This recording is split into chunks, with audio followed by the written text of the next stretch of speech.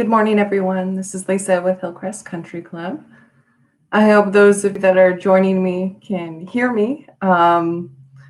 If not, if anyone can give me a thumbs up or a thumbs down, that'd be awesome. So I'm just going to give it a second here to see if anyone wants to hop on and watch with us. Otherwise, I'm going to double check my sound and make sure everyone can hear. Hold on just a moment.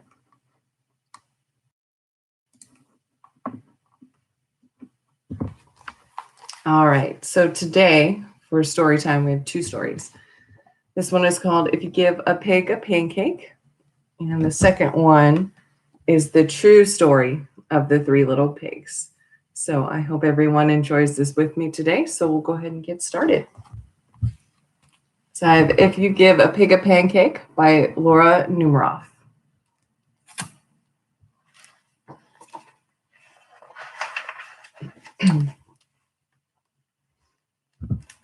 If you give a pig a pancake,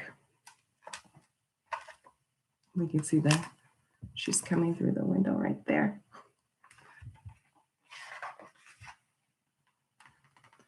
She'll want some syrup to go with it. You'll give her some of your favorite maple syrup.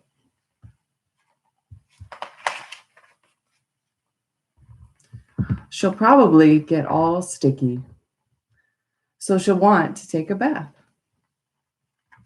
Can you see her there getting all sticky with the syrup?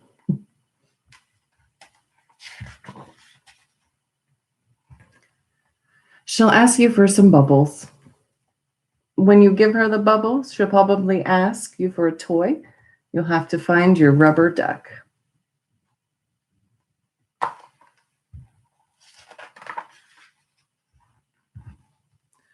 The duck will remind her of the farm where she was born. She might feel homesick and want to visit her family. She'll want you to come too. She'll look through your closet for a suitcase. Oh, wow, she's really in there looking for that suitcase.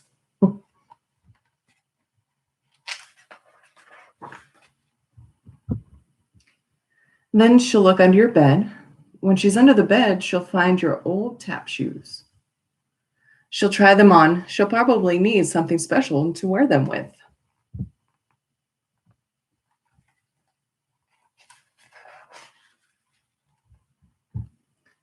When she's all dressed, she'll ask you for some music. You'll play your very best piano piece, and she'll start dancing. Look at her with her tap shoes on.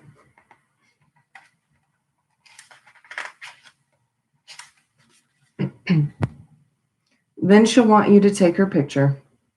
So you'll have to go get your camera.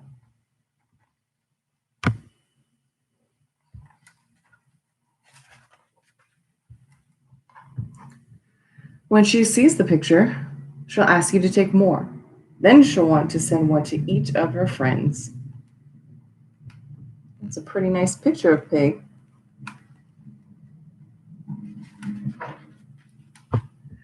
You'll have to give her some envelopes and stamps and take her to the mailbox.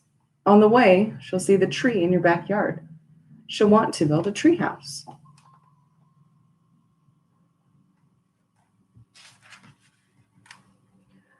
So you'll have to go get her some wood, a hammer, and some nails.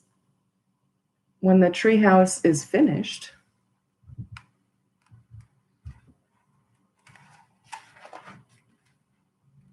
she'll want to decorate it.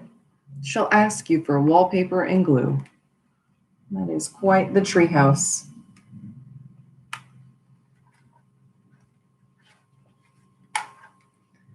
When she hangs the wallpaper, she'll get all sticky. Feeling sticky will remind her of your favorite maple syrup. She'll probably ask you for some.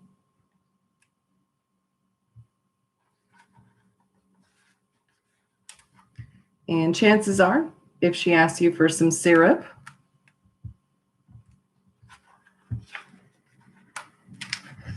she'll want a pancake to go with it. And that was If You Give a Pig a Pancake. I do love this one, not only because I do love pancakes, but I love piggies as well. And this one is rather adorable. And if you did have this one at home and you want to rewatch this, definitely grab it and we can read along together the next time. All right. And second story, along the lines of pigs, this one is called The True Story of the Three Little Pigs.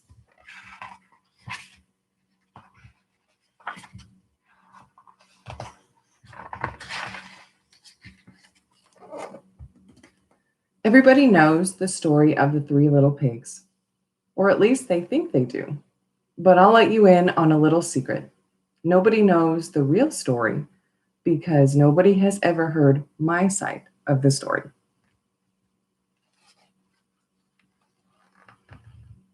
I am the wolf, Alexander T. Wolf. You can call me Al.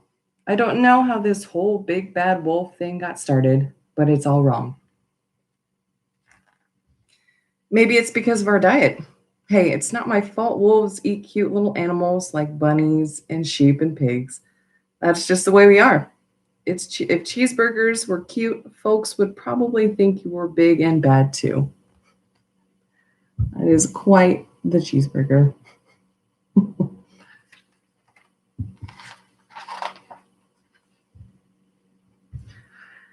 But like I was saying, the whole big bad wolf thing is all wrong. The real story is about a sneeze and a cup of sugar. This is the real story.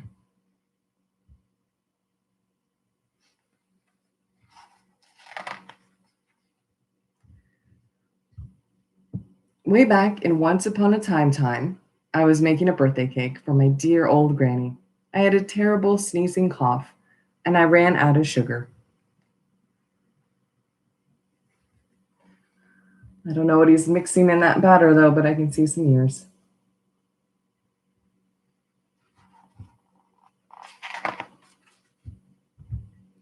So I walked down the street to ask my neighbor for a cup of sugar. Now, this neighbor was a pig, and he wasn't too bright either. He had built his whole house out of straw. Can you believe it? I mean, who in his right mind would build a house of straw?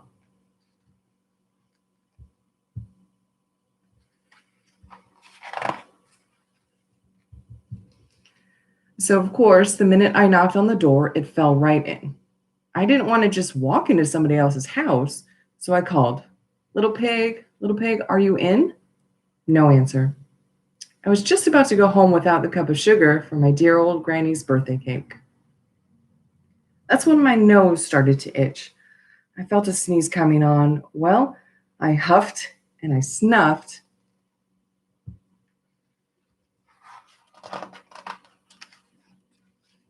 And I sneezed a great sneeze. Oh my goodness. And you know what?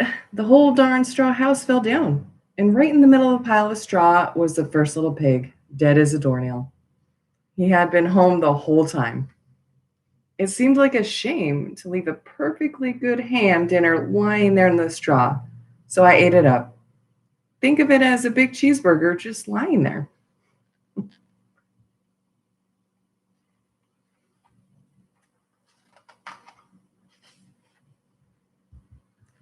I was feeling a little better, but I still didn't have my cup of sugar. So I went to the next neighbor's house. This neighbor was the first little pig's brother. He was a little smarter, but not much. He had built his house of sticks. I rang the bell on the stick house. Nobody answered. I called, Mr. Pig, are you in? He yelled back, Go away, wolf. You can't come in. I'm shaving the hairs on my chinny chin chin. His house is a little bit more impressive.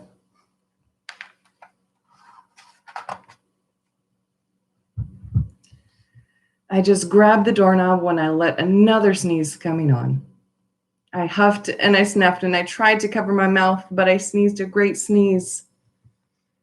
And you're not going to believe it, but this guy's house fell down just like his brother's.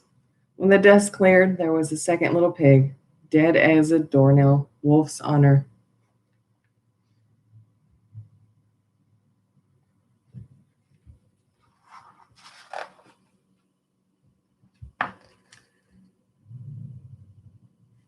Now, you know food will spoil if you just leave it out in the open. So I did the only thing there was to do. I had dinner again. Think of it as a second helping. I was getting awfully full, But my cold was feeling a little better, and I still didn't have that cup of sugar for my dear old granny's birthday cake. So I went to the next house. This guy was the first and second little pig's brother. He must have been the brains of the family. He had built his house of bricks. I knocked on the brick house, no answer. I called, Mr. Pig, are you in? And do you know what the rude little porker answered? Get out of here, Wolf. Don't bother me again.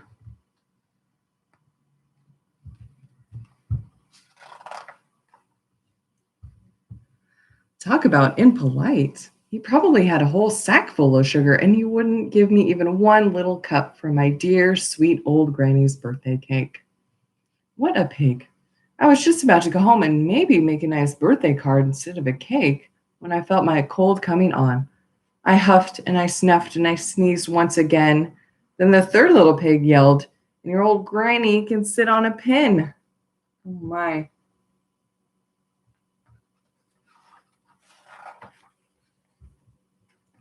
Now, I'm usually a pretty calm fellow, but when somebody talks about my granny like that, I go a little crazy.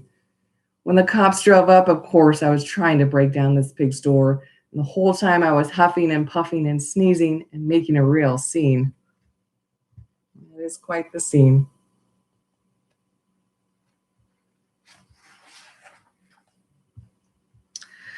The rest, as they say, was history. The news reporters found out about the two big pigs I had for dinner. They figured a stick guy going to borrow a cup of sugar didn't sound very exciting. So they jazzed up the story with all of that huff and puff and blow your house down, and they made me the big bad wolf. That's it. The real story. I was framed.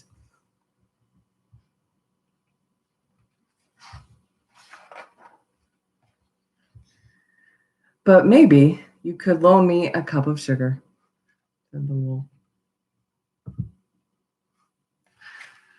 Now, I don't know what story you heard about the Three Little Pigs, but I do think this one is hilarious, given the fact that you never heard about the wolf side of the story. So I love this book.